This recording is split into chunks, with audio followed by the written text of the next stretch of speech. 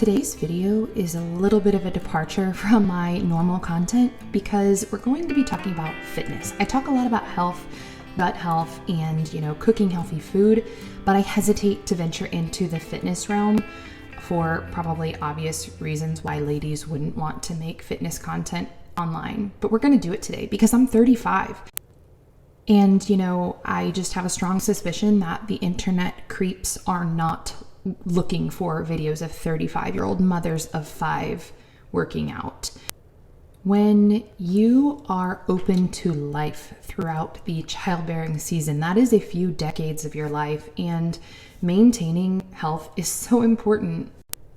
Whether you have super fertility and you're trying to stay healthy to keep up with pregnancies and breastfeeding and lots of babies, or especially if you're dealing with infertility, because most of the time, if you have all of your parts, fertility can be restored.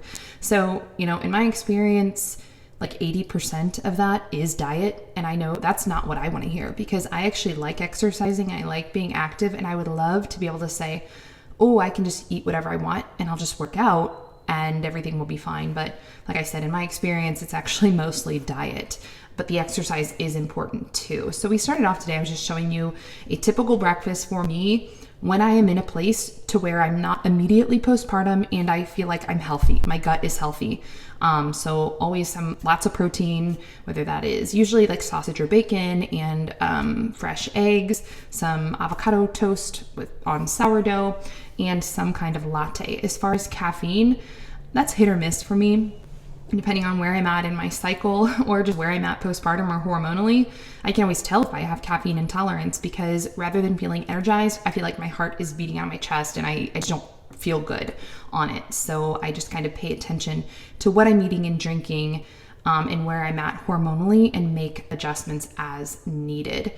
So let's talk about the fitness side of things. I'm just taking you along on a typical home workout day with me. I really like to lift weights. I like resistance training because I've just found that it's the most efficient type of training. And as a mom, I don't have a lot of extra time. I don't have time to do an hour-long workout that's not actually going to do much for me. One of my favorite forms of working out is actually just walking, and it's so great for you. And if you are immediately, postpartum, or you're in a place where your gut health is not that great and you're dealing with a lot of health issues, you should probably actually just stick to walking before you go into trying to build muscle because it takes a lot of energy to build muscle. And if you're already not absorbing nutrients and you're chronically fatigued, then trying to build muscle might do more harm than good. I'm going to take a quick break to tell you about the sponsor of this video, and then we'll be back to finish this workout. I love shopping with Thrive Market. Thrive Market is an online grocery store where you can get everything you need as far as groceries, toiletries, just whatever you would get on your, typical grocery run, except it's all healthy options. So you don't have to scan ingredient labels worrying that you're bringing toxins into your home because Thrive Market has already done that for you. They have banned over 1,000 toxic ingredients to date. So how it works is you join Thrive Market as a member. You can either try it out for 1 month, and that's $12 a month, or you can get an annual membership, which is $59.95 a year. And that is dirt cheap. That is less than half the cost of any other grocery delivery service that I'm aware of. The prices that you see on Thrive Market's website are the prices you get. There aren't a ton of markups and additional fees. So no, delivery fee. They're not marking up the prices of the groceries, no tips. In fact, all orders over $49 ship for free from zero waste warehouses. So you're not paying for shipping, and Thrive Market is doing their part to be environmentally friendly. Plus they are charitable as well. So Thrive Market donates a membership to a family in need for every paid annual membership. Thrive Market is super flexible, so I'm not locked into anything. I don't have to place a certain amount of orders, and I'm also not limited on the amount of orders I can place. So I do a lot of small orders when I realize I'm out of something or I've forgotten something, and Thrive just has a lot of things that I can't find at my local grocery stores. For example, one of my favorite brands, Primal Kitchen. I always stock up on Primal Kitchen stuff when I put a Thrive Market order in, because I just can't find that anywhere local to me. Another brand that I really like is Purely Elizabeth. And one thing that has been really helpful for me, especially postpartum when I'm kind of limited on what I can eat, is that Thrive has a lot of grain-free, paleo, keto options. So if you're eating any kind of specific diet, you can just type that in on their website, and all of those products that are, you know, like keto friendly, let's say, will pop up. So this right here on the bottom, you can see that it says keto and paleo friendly. Grocery runs can be really stressful when you have a lot of kids, especially when you have little ones and a busy schedule. So right now is a great time to try Thrive Market. And when you join using my link, thrivemarket.com/Hopewell Heights, you will get 30% off your first order plus a free gift worth up to $60. I will put my link and all of the details in the description below the video, so just tap the more button and check out the offer that Thrive Market has for Hopewell Heights subscribers. The last thing you need when you are constantly pregnant or postpartum, breastfeeding, or trying to conceive is extra stress on your body. So for that reason, I try to avoid really intense forms of exercise that would just cause my cortisol to spike. So even when I lift weights, I take breaks in between each set, and I don't push myself to the limit. I don't try to max out or, you know, go as hard as I can basically ever when I'm working out. I do want to get my heart rate up and, you know, feel like I'm getting a good workout in. And sometimes I am sore after a workout, but, you know, just for my personal goals of staying fit so that I can be a better wife and mom and take better care of my kids and be in better health, you know, that just doesn't fit into my goals. I'm not really competing with anyone or trying to impress anyone, which, you know, I actually am a really competitive person. So one of the hardest things for me is holding myself back when I'm working out, just because I know that my body does not need that extra stress. In fact, there was a time after my third baby when I was pushing myself really hard 6 days a week, doing these crazy intense workouts. And it just didn't end up going well. My mental health was not in a really good place, and I didn't get my cycle back for a really, really long time, like an abnormally long time. I do usually have some pretty decent spacing in between babies because I do breastfeed, but this time was different. And I just, looking back, I know that I pushed myself way too hard. So, you know, there are ditches on both sides of the road. It's really easy to be sedentary when you have a lot going on as a mom, especially if you get into a place where you're not feeling good. Then it's hard to like dig yourself out of that ditch and become active. But then, you know, it's also easy when you do get to being active and feeling really good to kind of make that your outlet and push yourself too far, and then you can create problems that way as well. So just try to find something you enjoy that helps you stay in shape without completely wearing you out and putting you at risk for being injured. Because we all know that when you have a million kids, you can't get injured. Nobody is coming to help you. Everybody loses your number after that second kid. They do not offer to babysit or help anymore. I'm just joking, kind of. Okay, that wraps it up for the fitness portion of this little chat. We're gonna head back into the kitchen, and I am making like just what a typical dinner would be. Just showing you guys, I wanna talk about some changes that you can make to where you can still eat like a, you know, traditional American heritage diet while not being 500 pounds. And that really comes down to ingredients. So today I am making meatloaf, mashed potatoes, and asparagus. And I started out by using quality meat. That is really, really important if you are making an effort to get a lot of protein in your diet from animal sources, whether it is eggs or meat. Make sure that if you can, you're sourcing, you know, those from locally. That's ideal. You can actually save a lot of money if you buy in bulk, like buy a quarter of a beef or a half of a beef.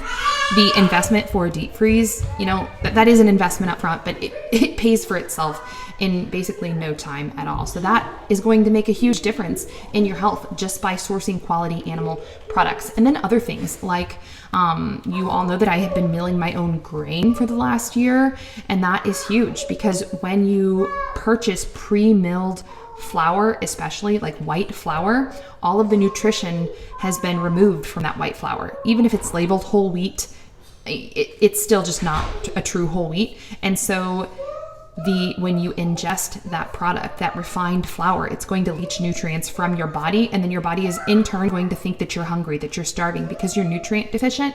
And so that's going to cause you to be hungrier than you should be, and to put on extra weight. So making changes like milling your own grain allows you to still make things like bread and biscuits. And here I'm making meatloaf. I am using breadcrumbs from sourdough bread. I milled the grain, and those changes right there, they might not seem simple. They might seem intimidating, but it's worth it because I can still enjoy these traditional foods that my family will also like, but I'm not going to be chronically bloated and have chronic brain fog and fatigue and be, putting on weight. And another big one is dairy. If it is at all possible for you to source A2 dairy, making the switch is well worth your while, because A1 dairy has a lot of lectins, which can cause inflammation and also, all the same sorts of problems that refined flour causes, and also weight gain. So maybe, if you have thought in the past that you're dairy intolerant, it's just that you're intolerant of the A1 casein protein, and switching to A2 would be a totally different story. Okay, I'm just as I'm watching this video, I'm thinking of little things. So the ketchup that I used this is my husband's grandmother's meatloaf recipe. So it's like a traditional meatloaf recipe. The ketchup I used in the sauce, most ketchup contains high fructose corn syrup. But if you go out of your way to buy organic ketchup or make your own ketchup, and that goes for most condiments. Most condiments contain high fructose corn syrup. So when you just switch to the organic versions, then you can get rid of that. They'll usually use cane sugar, which is a lot better for you, and your blood sugar will thank you. I think a lot of women these days are dealing with insulin resistance, and in fact, things like PCOS. What that really is that's just insulin resistance, and you need to cut down on the sugar for sure. But especially things like high fructose corn syrup. Protein is so important, and I think a lot of moms undereat protein because carbs are just like that quick fix we turn to especially when you're pregnant or breastfeeding and you're just really hungry. You want that comfort food. You want like the third cinnamon roll for the day, rather than preparing yourself a meal with actual protein that is going to fill you up. And the best trick that I know of to get plenty of protein in your diet, aside from purchasing meat and animal products in bulk, is to always have meat thawed out in your refrigerator. And that's what you saw me doing there. I was just getting several things out of our freezer and putting them in the fridge, so I don't find myself in a position where I don't have something to cook for dinner, or I don't have enough meat for a nice protein heavy meal. And then I ran downstairs, grabbed some potatoes out of our cold room, which I don't know if you guys have seen the cold room since it's been finished, but there it was. There's the big reveal. I actually filmed a video stocking it with my latest grocery haul. And so maybe I'll have to post that because it was this massive grocery haul. But anyway, this is just let's talk about potatoes. If you have a healthy gut, then potatoes probably aren't problematic for you. If you don't have a healthy gut, then they probably are. And if you need to heal your gut, I have said it a million times, my recommendation is the GAPS diet. That is what I have done a couple of times to come out of a really bad place with autoimmune symptoms and intestinal overgrowth. So you can just look that up, GAPS diet. And when you're doing gut healing, you do want to stay away from starches, especially potatoes. However, when you reincorporate them into your diet, there are ways to prepare potatoes to reduce the oxalates in them, which can be problematic for people with gut health, microbiome issues. There are ways to prepare them to where they're easier on your gut. And one way is to peel them. So peel your potatoes, then soak them in water for at least a half an hour before cooking them. If you can soak them longer, then that would be even better. And then boil them. So the best way to prepare potatoes as far as digestibility is going to be boiled potatoes. which works great for mashed potatoes. Now, I'm not saying that baked potatoes are bad for you, so please don't hear that. You guys have seen me make baked potatoes before. I make baked potatoes a lot. Here's the meatloaf, by the way. All of these recipes will be in the description of the video. So John's grandma's meatloaf recipe and the potatoes, mashed potatoes I'm talking about, which are low oxalate, gut healthy mashed potatoes. So it's not that baked potatoes or other kinds of potatoes are necessarily bad for you. I'm just saying, if you have historically had problems digesting potatoes, or you're, kind of coming out of a gut healing diet and just reintegrating them into your diet, then you should probably be a little more conscious about how you prepare them so that you don't cause yourself issues and end up really bloated. So mashed potatoes, you saw how I prepped my potatoes. Now I am using fermented A2 cream cheese. So the dairy that I'm adding in, I want to make sure that that is A2 dairy, that's not going to cause any GI issues. And then just some good quality salt and pepper. So it really is that simple. Making those simple changes in how you prepare a dish can really make all the difference as far as whether or not you can tolerate that dish and it's going to nourish you as opposed to make you sick. So I've got some asparagus here. I always try to include some kind of vegetable in our meals for good measure. I know lately a lot of people have gone carnivore and there's a lot of talk about vegetables being bad for you. I don't believe that. I do believe that there are better ways to prepare vegetables. Fermenting is great. Fermenting is basically like pre-digestion, right? Bacteria are doing digestion of the food for you a little bit before you then eat that food, which makes it easier for you to digest. I know that was a really elementary way of me explaining that, but hopefully it makes sense. So yeah, I'm a believer in vegetables. I just believe that there are better ways to prepare them, and I'm not a big fan of raw vegetables. You all have heard me say that before. So now I am preparing some gravy for the mashed potatoes, and just using a good chicken bone broth base with some freshly milled flour to make a roux from the chicken fat, and then adding in some more bone broth that I had simmering on the stove behind the gravy. I always have a Dutch oven full of bone broth simmering on my stove because I'm always cooking big cuts of meat with bones, and then I don't throw the bones away, so I just throw them in a pot and make bone broth. It is a huge staple in our diet, and it's really important as far as gut healing, and it should just be a staple in like everyone's diet.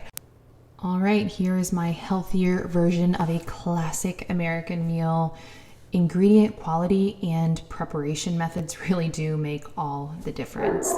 Before you guys go, be sure to check out the offer that Thrive Market has for Hopewell Heights subscribers. I will link all of the details in the description of the video. When you join Thrive Market, you get 30% off your first order and a free gift worth up to $60 when you use my link. Thank you for joining me again this week. I will see you all next week. Oh, and a little bit of news. I just started working with a food photographer for all of my recipes because I'm just not that great at it. I enjoy it, it's fun, but I don't always have time.